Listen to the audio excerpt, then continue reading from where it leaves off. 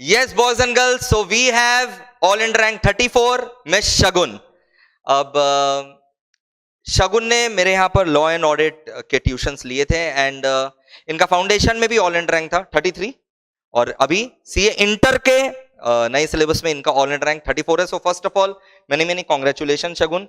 And अब भाई सारे स्टूडेंट्स जानना चाहेंगे आपका लॉ ऑडिट का मार्क्स वगैरह क्या था, तो फटाफट बताइए. लॉ में कितना आया, ऑडिट में कितना आया? लॉ में 75, ऑडिट में 77। ऑडिट में 2 नंबर ज्यादा आया. ओके, सो लॉ में 75, ऑडिट में 77. एक्सीलेंट. तो क्या एक्सपीरियंस रहा लॉ ऑडिट का एमईपीएल में मेरे साथ? सर जिस तरह एमईपीएल में लॉ ऑडिट पढ़ाया गया उसके कारण इतना ज़्यादा इंटरेस्ट आ गया था कि क्लास में सुन के ही अपने आप लर्न होने लग गया था. मतलब घर जाके उतना एफर्ट्स ही नहीं डालने का जरूरत पड़ा था. तो उसके लिए thank you sir. Thank you so much. और तुमने ट्यूशंस कब लिया था? जब फाउंडेशन का रिजल्ट तुम्हारा आ चुका था उसके बाद लॉ ऑडिट पढ़ा, क्या किया? सर उसके पहले ही ले लिए थे ताकि टाइम. मेरे को तो पता है बट व्यूअर्स. उसके पहले ही ले लिए थे बिकॉज सर टाइम सेविंग और टाइम मैनेजमेंट के लिए लॉ ऑडिट पहले ही ले लिए. मतलब आपने रिजल्ट्स का वेट नहीं किया था, फाउंडेशन दिया and you started with the law and audit. Normally लोग प्रैक्टिकल सब्जेक्ट उठाते हैं लेकिन तुमने लॉ ऑडिट क्यों उठाया? क्योंकि सर मेरे को सुनने में आया था कि लॉ ऑडिट लर्न करके retention is quite difficult, so it requires revision for a number of times. इसीलिए वो पहले ले लिए ताकि ज़्यादा पढ़ सके उसको. बिल्कुल 100% ये सही स्ट्रैटेजी है. आप सोचोगे, कुछ लोग ऐसा सोचते हैं कि लॉ ऑडिट लास्ट में लेंगे, लास्ट 2 4 5 महीना में पढ़ेंगे और याद रहेगा. अरे भाई, भूलोगे, बार बार फिर रिवाइज करोगे तब जाकर के वो एग्जाम में लिख सकोगे. तुम सोचोगे बस ऐसे तो फिर एग्जाम के एक दिन पहले पढ़ लो. It's not possible. जिस चीज को जितना समय लगता है उतना समय लगेगा. तो आपको लॉ एंड ऑडिट को शुरुआत में ही लेना चाहिए. ये हाईली हाईली हाईली रिकमेंडेबल है. Not being just because I am saying that I am a law audit teacher, not because of that, but आप कहीं पर भी लें बट वो पहले लें. लॉ ऑडिट को इग्नोर ना करें. ऐसा नहीं हो कि आप सोचे कि लॉ पहले ले लेते हैं फिर ऑडिट 6 महीना बाद ले लेंगे. नहीं, फिर वो नहीं होगा. आप लॉ ऑडिट दोनों लीजिए. और अब तो वैलिडिटी आपको 1 साल का मेरे यहां पर मिल रहा है. तो आप अगर अभी लेते भी है तो वैलिडिटी आपको पूरा लास्ट तक रहेगा और लास्ट तक आप जुड़े रहेंगे. शायद तुमको कभी भी ऐसा फील हुआ कि रिविजन्स करने में दिक्कत आ रहा है?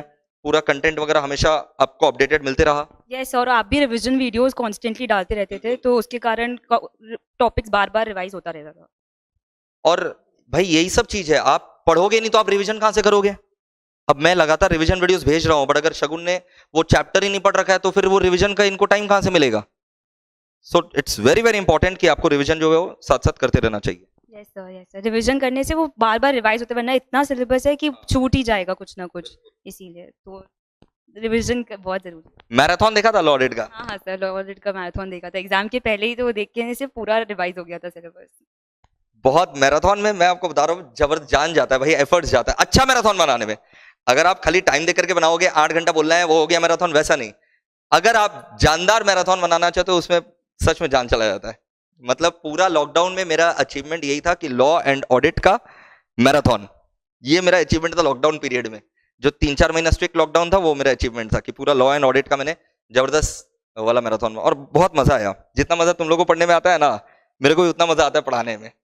सर वो लॉ ऑडिट का मैराथन हम लोग के लिए ज़्यादा बेनिफिशियल था. मतलब इतना पहले ट्यूशंस लिया हुआ है तो वो बार भूलने का चांसेस ज़्यादा था, तो मतलब उसके कारण काफ़ी हेल्पफुल था. थैंक यू सो मच शगुन. अब तुम भाई, अब जो बच्चे देख रहे हैं वो तुम्हारे कंपटीटर नहीं है. अब तुम उन लोग को आराम से बताओ कैसे, थोड़ा सामने आ जाइए, कैसे और हम लोग को मेहनत करना चाहिए रैंक लाने के लिए. सर बस आई फील कंसिस्टेंसी बहुत ज़रूरी है. अगर आप कॉन्स्टेंटली, क्योंकि तुम्हारा फाउंडेशन में भी रैंक था, इंटर में भी रैंक था. अब तो फाउंडेशन में रैंक बंद हो गया लेकिन पिछले बार तक था.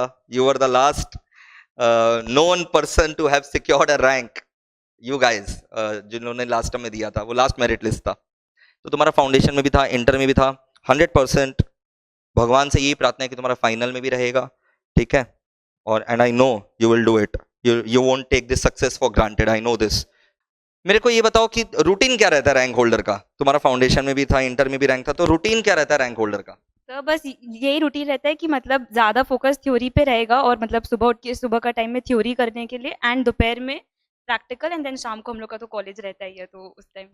जबकि सेंट जेवियर्स कॉलेज, खासकर इनका जो कॉलेज था वो इवनिंग, ठीक है, 3:30 से पेंडेमिक के पहले 8 बजे तक रहता था. 3:30 से 8, 4 to 8, 4 to 8 कॉलेज, तो 3:30 निकलना और फिर कॉलेज से निकलते निकलते 9 बजे आ जाना, 4 to 9। उसके बाद भी टाइम मैनेजमेंट करना भाई सीखो, कुछ रूटीन होना चाहिए, प्रॉपर गाइडेंस होना चाहिए, you can surely get it. Any last minute suggestion and last minute advice for the students? Sir I would just say कि कोई चीज़ ग्रांटेड नहीं लेने के लिए एंड मतलब कॉन्स्टेंटली रिविजन करते रहने के लिए, मतलब अगर कोई चीज़ बहुत टाइम पहले पढ़ा है तो उसको बार बार रिवाइज करने से वो डेफिनेटली याद रहेगा, एंड में डेफिनेटली याद रहेगा, बार बार पढ़ने से वो याद आएगा ही, अपने आप लिखते लिखते याद आएगा। Great, thank you so much and thank you students. इसी तरीके से जो है आप लोग भी पढ़ाई करिए और भगवान से उम्मीद करते हैं और भगवान से प्रार्थना करते हैं और आपसे उम्मीद करते हैं कि आप लोग भी अच्छा परफॉर्मेंस करेंगे एग्जाम में। Thank you, bye bye.